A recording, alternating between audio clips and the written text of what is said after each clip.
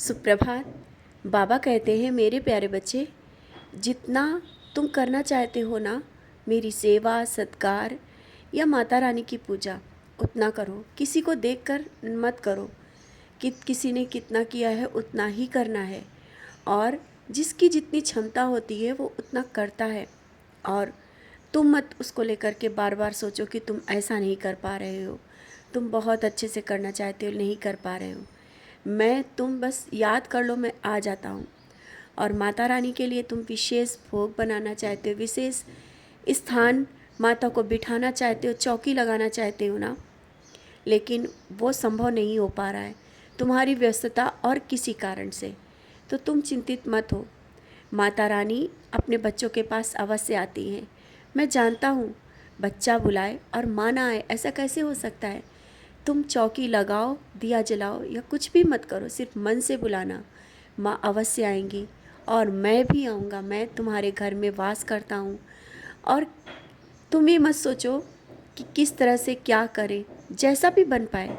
तुम बस चलते फिरते उठते बैठते माता रानी का 9 दिन याद कर लेना। माता हमेशा तुम्हारे साथ रहेंगी। और हाँ, इसके लिए तुम बार बार मत दुखी हो कि तुमने कुछ नहीं कर पाई। तुम्हारे साथ ऐसा क्यों हो रहा है, तुम अच्छे से पूजा क्यों नहीं कर पा रही हो। माँ को जितना बच्चे से कराना होता है वो करा लेती हैं, माँ है। फिर तुम क्यों इतना चिंतित हो। अपनी चिंताएं सब छोड़ दो। जब तुम्हारी सब चिंताएं मैंने ले ली है ना, तो अब तुम मत सोचो कि किसकी पूजा कैसे करनी है, कौन से मंदिर जाना है। मैं वो सब तुमसे कराऊंगा जिससे तुम्हारा भला हो। और हाँ, अपनी किसी चीज़ को लेकर के जो बहुत चिंतित हो ना, अभी कुछ दिनों तक उसे संभाल कर रखो। किसी चीज़ का खोने का डर है, और व्यवस्थित रखो।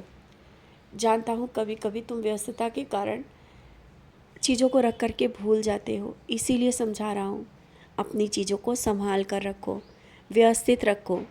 अगर चीज़ गुम हो जाए तो तुम परेशान हो जाते हो ना, और किसी से नहीं कहते हो। इससे पहले कई बार हुआ है, तो पहले ही उन चीज़ों को व्यवस्थित रख दो।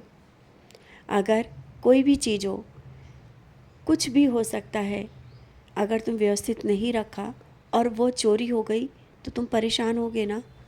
अपनी चीज़ों का ध्यान रखो, और मैं वैसे होने नहीं दूंगा, लेकिन तुम्हें व्यवस्थित रखना होगा, क्योंकि तुम जब कोई चीज़ गलती करते हो ना, तो मुझे संभालना पड़ता है। और हाँ, कुछ दिनों से देख रहा हूँ तुम्हारा स्वास्थ्य भी सही नहीं, और तुम अव्यवस्थित से लग रहे हो।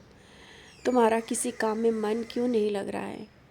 नाम स्मरण तो कर रहे हो, फिर भी तुम्हारा मन नहीं लग रहा है।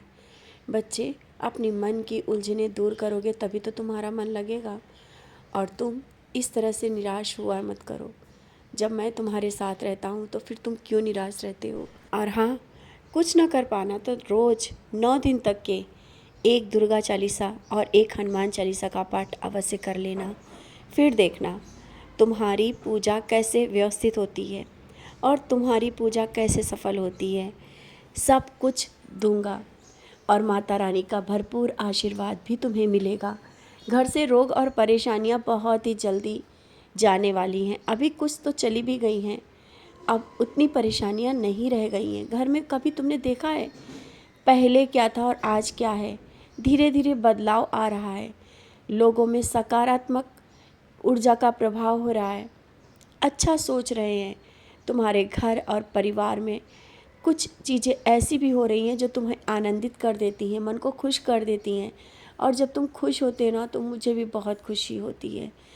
तुमने अगर किसी से कहा था ना कि हाँ, तुम्हारे बाबा ये काम कर देंगे, तो बच्चे, कभी मैं तुम्हारे विश्वास को तोड़ता नहीं हूँ, ये तो पता है ना।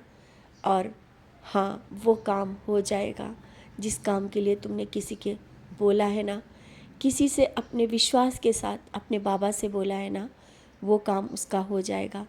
और चाहते हो ना वो भी मेरी शरण में आए, सब होगा, धीरे धीरे होगा, लेकिन उससे पहले उसका वो काम हो जाएगा जिसके तुमने मुझसे कहा है, मुझसे अर्जी लगाई है और बार बार कहते हो।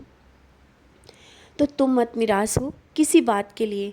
खुशियों ने दस्तक दी है, अगर मैंने कहा है ना तो हाँ, दे दी है। 9 दिनों में कोई बहुत बड़ी खुशखबरी तुम्हें मिल जाएगी। या हो सकता है जिस बात की तुम्हें चिंता हो, जिस बात को लेकर के इतने दिनों से चिंतित हो, बहुत ही जल्दी वो चिंता और परेशानी तुम्हारे मन में और हृदय में जो बसी हुई है ना, वो निकल जाए। या घर में कुछ लग रहा है कि कोई कष्ट बहुत दिनों से चल रहा है, वो भी दूर होंगे। बस तुम्हारे मन की व्याकुलता जब मैं देखता हूँ तब परेशान हो जाता हूँ। तुम इतना व्याकुल और परेशान क्यों हो जाते हो? जब मैं बैठा हूँ तुम्हारे घर में हर एक परेशानी को देखने के लिए, हर एक तुम्हारी इच्छा को पूरा करने के लिए, तो तुम मत चिंतित हो। सब काम समय पर होगा, व्यवस्थित होगा और सब बहुत अच्छे से होगा।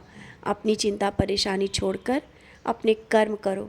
और हाँ, कोई क्या कर रहा है, कैसे पूजा कर रहा है, किस तरह से भोग लगा रहा है, उन बातों को छोड़ दो।